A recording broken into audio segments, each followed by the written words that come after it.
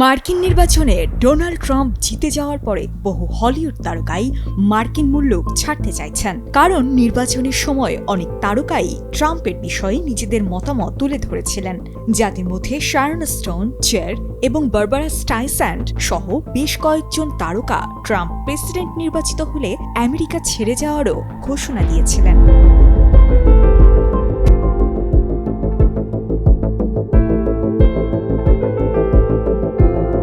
গেল জুলাইতে অভিনেত্রী শারন স্টোন বলেছিলেন ট্রাম্প জিতলে আমেরিকা ছাড়বেন, তিনি চলে যাবেন ইটালিতে। সেখানে তার একটি বাড়িও রয়েছে। এর আগে বিনোদন ভিত্তিক সংবাদ মাধ্যম ডেইলি মেইলকে এই অভিনেত্রী বলেছিলেন, এই প্রথম এমন কাউকে দেখলাম যিনি এত ঘৃণা ও নিপীড়নের পরিবেশের মধ্যে থেকেও প্রেসিডেন্ট হওয়ার দৌড়ে নামতে পেরেছেন।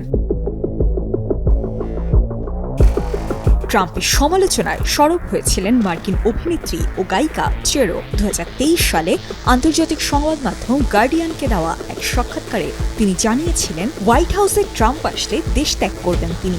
নির্বাচনের আগে এই অভিনেত্রী ও গায়িকা বলেছিলেন, আগেরবার আমার প্রায় আলসার হয়ে যাচ্ছিল, এবারও যদি তিনি প্রেসিডেন্ট হয়ে ক্ষমতায় আসেন, কে জানে, আমাকে হয়তো দেশ ছেড়ে বেরিয়ে যেতে হবে।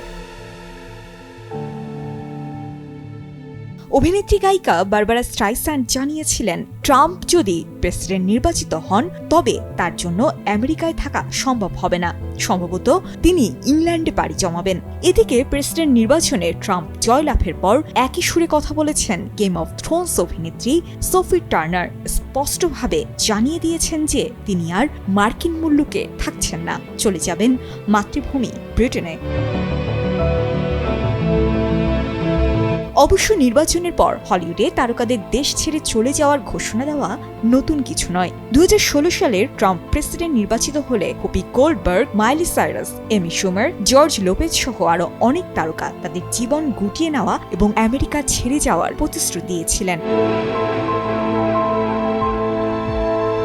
সাজি ইসলাম, কালের কণ্ঠ।